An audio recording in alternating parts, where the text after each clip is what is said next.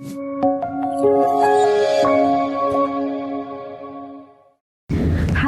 apa kabar siswa sekalian?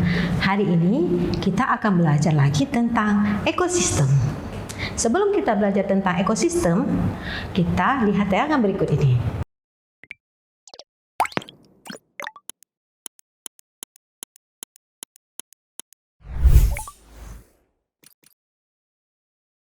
Ekosistem memiliki satuan-satuan ekosistem.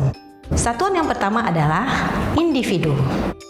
Individu berasal dari bahasa Latin individu, yang artinya tidak dapat dibagi. Secara ekologi, individu adalah organisme tunggal atau berdiri sendiri. Contohnya, seekor kelinci, sebatang pohon, setangkai bunga, dan lain-lain. Satuan berikutnya adalah populasi. Populasi adalah sejumlah individu sejenis yang hidup menetap pada suatu daerah tertentu waktu tertentu. Contohnya, serumpun bambu, sekelompok lebah madu di sarang, dan lain-lain. Disebut sejenis bila individu itu hidup bersama-sama pada suatu tempat. Jika melakukan perkawinan akan menghasilkan keturunan yang fertil. Selanjutnya, bentuk fisiologi, morfologi, dan anatominya itu sama. Satuan berikutnya adalah komunitas.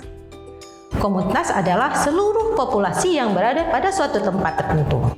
Contohnya di areal persawahan, dibentuk oleh beberapa populasi seperti tanaman padi, belalang, katak, ular, dan lain-lain.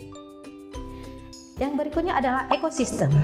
Ekosistem adalah interaksi antara seluruh komunitas dengan lingkungan tak hidup, atau disebut juga interaksi antara makhluk hidup dengan lingkungannya. Ekosistem terbagi menjadi dua, yaitu ekosistem alami dan ekosistem buatan. Ekosistem alami adalah ekosistem yang terbentuk secara alami. Contohnya laut, sungai, dan lain-lain. Sementara ekosistem buatan adalah ekosistem yang dibentuk oleh manusia seperti waduk, kolam, ataupun sawah. Nah, selanjutnya satuan berikutnya adalah biosfer. Biosfer adalah seluruh ekosistem yang ada di bumi, atau disebut juga lapisan permukaan bumi yang dihuni oleh makhluk hidup. Nah, untuk itu sudah paham ya kan apa itu satuan-satuan pembentuk ekosistem? Nah, selanjutnya kita lihat bahwa ekosistem dibentuk oleh komponen-komponennya. Komponen yang pertama adalah komponen abiotik, yaitu komponen tak hidup. Komponen abiotik contohnya air, tanah, cahaya matahari, dan lain-lain. Sementara komponen biotik adalah komponen makhluk hidup yang terdiri pada produsen, yaitu tumbuh-tumbuhan, konsumen yang terbagi menjadi tiga. Yang pertama adalah herbivora, yaitu hewan pemakan tumbuh-tumbuhan, karnivora, hewan pemakan hewan, dan omnivora, hewan pemakan tumbuh-tumbuhan dan hewan. Yang terakhir adalah dekomposer, yaitu pengurai, contohnya bakteri dan jamur. Nah, interaksi-interaksi yang terjadi di dalam ekosistem itu dapat kita lihat seperti membentuk sebuah pola. Pola yang pertama adalah netralisme, yaitu interaksi yang tidak saling mempengaruhi antara semua organisme. Contohnya di pekarangan kita melihat ada sapi, ayam, kelinci, tidak saling mempengaruhi. Nah, pola berikutnya adalah kompetisi. Nah, kompetisi adalah persaingan antara satu individu dengan individu lainnya atau antar populasi. Ya, fungsinya adalah untuk memperebutkan sarana untuk mempertahankan hidup.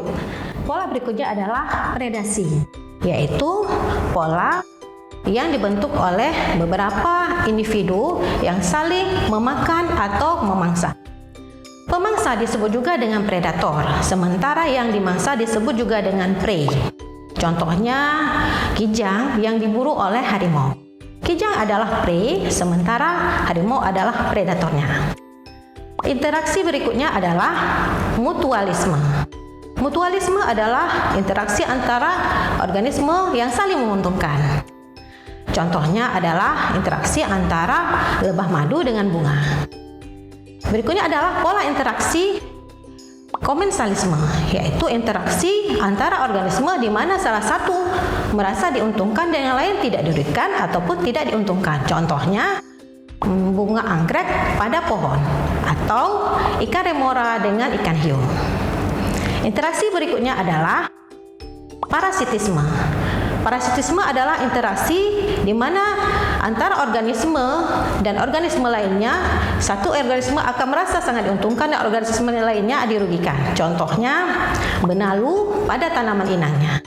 Dan yang terakhir adalah amensalisme, atau disebut juga dengan antibiosis, yaitu organisme yang menghambat pertumbuhan organisme lainnya. Demikianlah materi kita tentang ekosistem. Semoga bermanfaat. Jangan lupa bagikan video ini jika kalian merasa bermanfaat dan bisa bermanfaat bagi orang lain. Terima kasih.